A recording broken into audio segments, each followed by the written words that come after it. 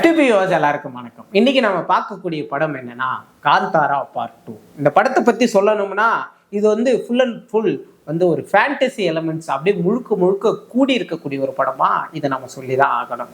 தொடர்ந்து தமிழ் சினிமா ரசிகர்கள் வந்து இந்த வெளி மாநில படங்கள் அதுவும் பார்ட் 2க்கு ரொம்ப ஈகரா வெயிட் பண்ணுவாங்க. ஏன் அப்படின்னா பார்ட் 1 வந்து நம்ம எந்த ஒரு எக்ஸ்பெக்டேஷனுமே இல்லாம படத்துக்கு போவோம். ஆனா இப்படிதானே இருக்க போகுது, ஒரு மலையாள படம் இப்படிதான் இருக்க போகுது, ஒரு கன்னடா படம் இப்படிதான் இருக்க போகுது அப்படின்னு பார்த்தா அந்த எக்ஸ்பெக்டேஷன்லாம் உடைச்சி இப்படியும் படம் இருக்குமா அப்படின்ற அளவுக்கு கொடுத்துருப்பாங்க. அப்படிதான் நாம வந்து பாகுபலி 1 பார்த்துட்டு 2க்காக வெயிட் பண்ணோம். பார்த்தோம், ரொம்ப சூப்பரா இருந்தது. அதே மாதிரிதான் KGF, அந்த வரிசையில புஷ்பா 2 கூட நம்ம சொல்லலாம். அந்த வரிசையில நம்ம எல்லாரும் பார்த்துட்டோம். பார்ட் 1 வந்து செக்கப்போடு போட்ட படங்களுடைய பார்ட் 2 பார்த்தாச்சு. இப்ப என்ன படம் பெண்டிங் இருக்கு அப்படின்னு பார்த்தோம்னா காந்தாரா எப்போ வரப்போகுது அப்படின்னு எல்லாரும் வெயிட் பண்ணாங்க. வந்துடுச்சு. வந்தா எல்லாரும் போய் பார்த்தா எந்த இடத்துலையுமே குறை சொல்லக்கூடிய அளவுக்கு இல்லையா அப்படின்னு கேட்டா, ஒரு சில இடங்கள்ல வந்து நம்மளுடைய எக்ஸ்பெக்டேஷன் ஃபுல்ஃபில் பண்ணலனாலும் கூட இந்த வீக்கெண்டுக்கு ஒரு செம்மையான படமா காந்தாரா வந்திருக்கு அப்படின்னு தான் நம்மளால சொல்ல முடியுது. ஏன்னா ஆயுத பூஜைக்கு வருதுரா நம்ம தமிழ் படம் 1 அப்படின்னு இட்லி கடையை எடுத்துட்டு வந்து வச்சாங்க. அதுல எங்க சட்னி சாம்பார் சரியில்லையா என்னன்னு தெரியல. கொஞ்சம் வந்து படம் வந்து ஆவரேஜா தான் இருந்தது. நம்ம இதுக்கு முன்னாடி ரிவ்யூலயே சொல்லியிருப்போம், கிராமத்து வாழ்க்கையை வாழக்கூடியவங்களுக்கு இது பிடிச்சிருக்கும், மற்றபடி இது வந்து ரொம்ப ரொம்ப ரொம்ப ஒரு ஆவரேஜான ஃபிலிம் தான் அப்படின்னு நம்ம சொன்னோம். ஆனா அப்படியெல்லாம் கொஞ்சம் அன்சாட்டிஸ்ஃபைடா இருந்த நம்ம தமிழ் சினிமா ரசிகர்களுக்கு மீண்டும் ஒரு கன்னடா படம் வந்து ஒரு பெரிய ட்ரீட்டா இந்த வீக்கெண்ட்ல அமைஞ்சிருக்கிறதே காந்தாரா அப்படின்னே நம்ம சொல்லலாம். இந்த படத்துடைய ஒன்லைன் பத்தி சொல்லணும்னா, இதுக்கு முன்னாடி நான் வந்து பாகுபலி படத்தோட இந்த படத்தை நான் கம்பேர் பண்ணி சொல்லலாம்னு நினைக்கிறேன். பாகுபலி படம் முழுக்க எடுத்து முடிச்சுட்டாங்க. பாகுபலி 2ல அப்படி என்னடா வரப்போகுது அப்படின்னு நம்ம எல்லாம் எதிர்பார்த்தப்போ கட்டப்பா ஏன் பாகுபலியை வந்து குத்துனாரு, இதுதான் வந்து அந்த ஒரே ஒரு பாயிண்ட், அந்த ஒரு கருவை வச்சுக்கிட்டு அந்த ஒரு படத்தையே எடுத்தாங்க. இதனாலதான் வந்து பாகுபலியை வந்துட்டு கட்டப்பா வந்து கொன்னாரு அப்படின்னு. அதே மாதிரி இதுல காந்தாரான்ற இந்த தெய்வம் இருக்கு இல்லையா, அந்த தெய்வம் வந்து எப்படி வந்து அந்த இடத்துக்கு வந்தது, அந்த தெய்வத்துடைய மகிமை என்ன, அதுக்கப்புறம் நம்ம ரிஷப் ஷெட்டியோடைய அப்பா எப்படி போய் அந்த இடத்துல மறைஞ்சாரு, அதை சொல்லக்கூடிய அந்த ஒரே ஒரு கருவை வச்சுட்டு எடுக்கப்பட்ட படமா தான் இந்த காந்தாரா சாப்டர் 1 இருக்குது அப்படின்னு நம்ம சொல்லலாம். காந்தாரா ஃபர்ஸ்ட் பார்ட் பார்த்த எல்லாருக்குமே வந்து ரொம்ப பிடிச்சிருக்கும். இது வந்து என்ன சின்ன பட்ஜெட்ல இப்படி ஒரு படம் எடுக்க முடியுமா அப்படின்னு நினைச்சிட்டு இருந்த எல்லாருக்குமே இந்த படம் வந்து ஒரு பெரிய பட்ஜெட்ல எது வந்து கிராபிக்ஸ் பண்ணியிருக்காங்க, எது வந்து ரியல் லொகேஷன்ல எடுத்திருக்காங்க அப்படின்னு நம்மளால யோசிச்சு பார்க்க முடியாத அளவுக்கு அந்த அளவுக்கு ஒரு பெரிய பட்ஜெட்டை போட்டு ரொம்ப சூப்பராகவே இந்த படம் எடுத்திருக்காங்க அப்படின்னு தான் நம்மளால பார்க்க முடியுது. இந்த படத்துடைய ஒன்லைன் பத்தி சொல்லணும்னா, ஈஸ்வர பூந்தோட்டம் அப்படின்னு ஒரு இடம் இருக்கு. அந்த பூந்தோட்டத்துல ஒரு சக்தி வாய்ந்த ஒரு கல், அது சிவன் மாதிரின்னு ஒரு கல் இருக்குன்னு வச்சுக்கோங்களேன். அந்த கல் வந்து எங்க இருக்குன்னா, இந்த பழங்குடியின மக்கள்லாம் காட்டுல வாழ்வாங்க இல்லையா, அந்த இடத்துல வந்து அவங்களுடைய ஒரு தெய்வமா இருக்கு. அதை எப்படியாவது கைப்பற்றிடணும்னு அங்க பக்கத்துல இருக்கக்கூடிய ஒரு ராஜா நினைக்கிறாரு. அதனால ஒரு பெரிய படைகள்லாம் எடுத்துட்டு அந்த கல்லை எடுக்கலான்னு வர்றப்போ அங்க இருக்கக்கூடிய அந்த அமானுஷ சக்தியானது அந்த ராஜாக்களுடைய ஒட்டுமொத்த படையையுமே வந்து அழிச்சிடுது. அப்போ அந்த ராஜாவுடைய மகனும் அங்க இருக்கிறாரு. அவர் வந்து என்ன நினைக்கிறாருன்னா, எப்படியாவது நம்ம இந்த கல்லை அடைஞ்சே தீரணும்னு நினைக்கிறாரு. அந்த மகன் யாரு அப்படின்னா, அவர் தான் நம்ம ஜெயராம். அதுக்கப்புறம் ஜெயராம் வந்து நினைச்சே அவருடைய ஆயுசு முடிய போது கிட்டத்தட்ட சாகர ஏஜுக்கு வந்துடுறாரு.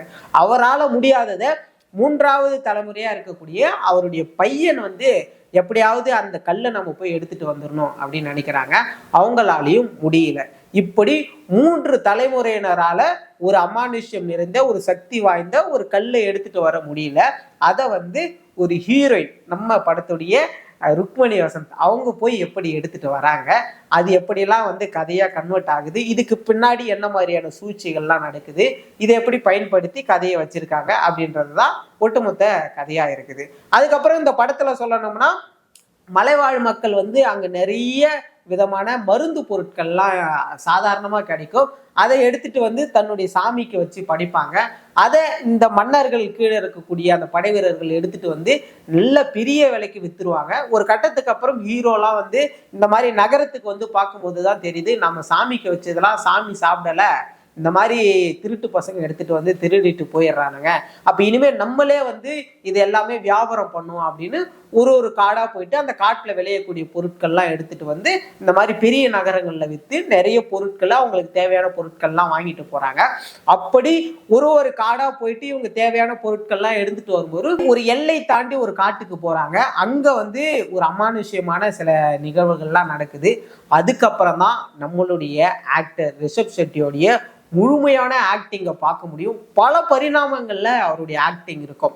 அப்படியே திடீர்னு அவதாரம் மாதிரி சாமியா மாறுறது, அது சில விஷயங்கள்லாம் பண்ணுவாரு. அதெல்லாம் பார்க்கும்போது தியேட்டர்ல வந்து அவ்வளோ கூஸ் பம்ஸா இருக்கு.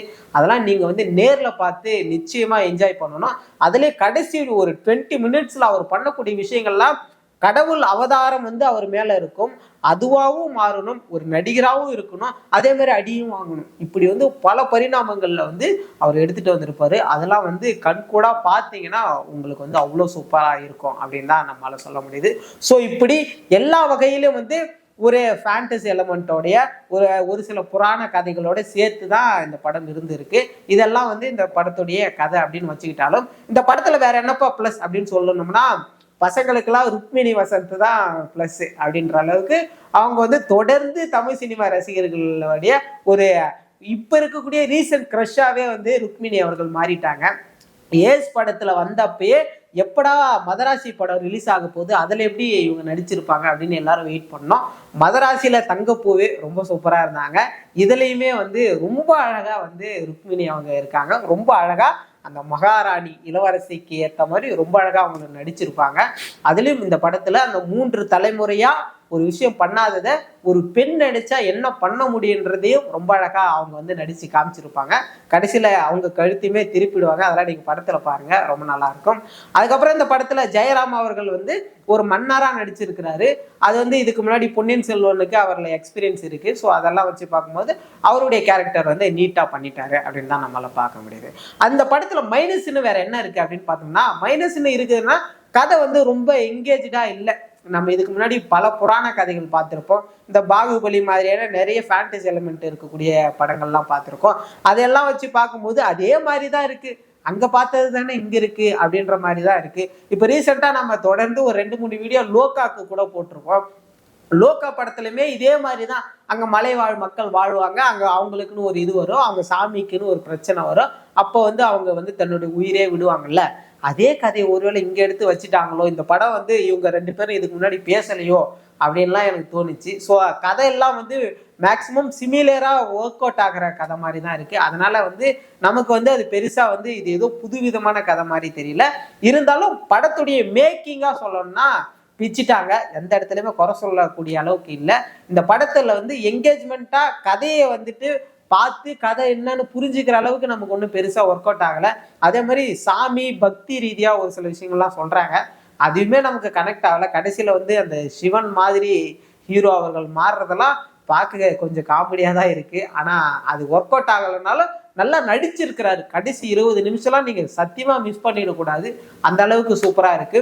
இந்த படத்துடைய ரிவ்யூ நான் ஏன் போடணும்னு இருந்தோம்னா, இதுக்கு முன்னாடி வந்த எல்லா பார்ட் 1 படங்களுமே பார்ட் 2 அந்த எக்ஸ்பெக்டேஷனை வந்து ரொம்ப அழகா ஃபுல்ஃபில் பண்ணுது. இதுவுமே வந்து ஃபுல்ஃபில் பண்ணிடுச்சு. இருந்தாலும் சாட்டிஸ்ஃபைடு தான், கலெக்ஷன் நல்லா இருக்கு. இருந்தாலும் கதையா இன்னும் ஏதோ ஒரு இடத்துல மிஸ் பண்ணிட்டாங்களோ அப்படின்னு தான் நம்மளால பார்க்க முடியுது.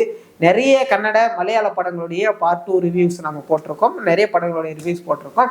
இந்த வரிசையில நெக்ஸ்ட் எந்த படத்துடைய பார்ட் 2 வேணும்னு நீங்க நினைக்கிறீங்கன்னு மறக்காம கமெண்ட் பண்ணிட்டு போங்க. அடுத்து தமிழ் படம் எந்த படம் வந்து இந்த மாதிரி ஃபேண்டசி எலமெண்ட்டோட வந்தா ரொம்ப நல்லா இருக்கும் அப்படின்னு நீங்க நினைக்கிறீங்கன்னு மறக்காம கமெண்ட் பண்ணிட்டு போங்க. நம்ம மேலும் ஒரு காணொளியில சந்திக்கலாம். நன்றி.